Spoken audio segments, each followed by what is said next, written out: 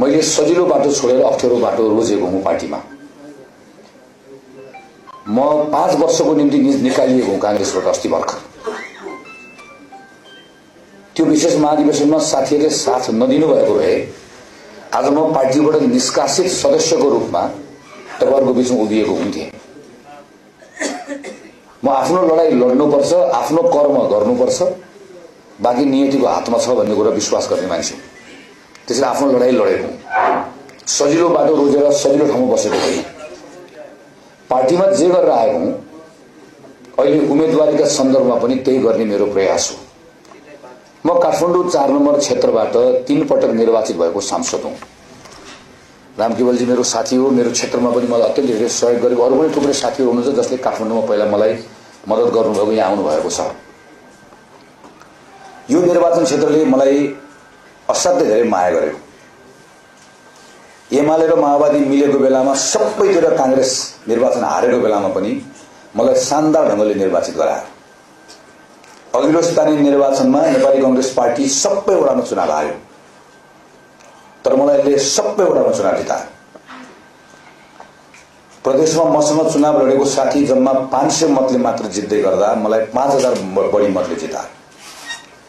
यो निर्वाचन क्षेत्रमा मानिसहरूले आफ्नो पार्टी सबै छोडेर मलाई मत हाल्दै आउनु भएको छ। म काठमाडौँको 4 नम्बरको नागरिकहरू, मतदाताहरू जसले मलाई यति धेरै माया गर्नुभएको छ, म उहाँहरूको ऋणी छु। जीवनमा रहन्छु, मैले यसको ठाउँको सेवा गर्छु, गरिरहन्छु। यो मेरो कर्तव्य पनि हो।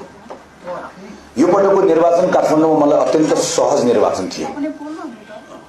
यसको आधार के हो भने म काठमाडौँमा उम्मेदवार बन्ने कि सर्लाहीमा उम्मेदवार बन्ने बाहिर समाचार आइरहेको बेला अरू पार्टीले उम्मेदवार पनि छाने। म काठमाडौँलाई लड्छु भनेको भए को लड्ने भन्ने एउटा अलमल रहिरहेको। मेरो लागि सबैभन्दा सजिलो निर्वाचन पटकको थियो। समयले थियो, कुनै निर्वाचन गाह्रो हुन्छ, कुनै निर्वाचन सजिलो हुन्छ। यो पटक थियो मलाई। तर सजिलो हुँदै गर्दा पनि मैले अप्ठ्यारो रोजेको हुँ। किन म काठमाडौँ बाहिर जानुपर्छ भन्ने मैले एउटा अठोट गरेको। योभन्दा पहिला पनि गरेको थिएँ, तर अघिल्लो पटक मैले आँट गर्न सकिनँ। आँट नपुगेको हो मेरो। यो पटक मैले आँट्नुपर्छ भनेर मैले आँटेको हो। मेरो बाआमा पहाडबाट आउनु भएको। म एउटा सामान्य परिवारको मान्छे, तर म काठमाडौँमा जन्मेँ, काठमाडौँमा हुर्केँ। पहाडलाई पनि मैले चिन्ने मौका पाएँ, सहरलाई पनि मैले चिन्ने मौका पाएँ। म त्यसको भएँ।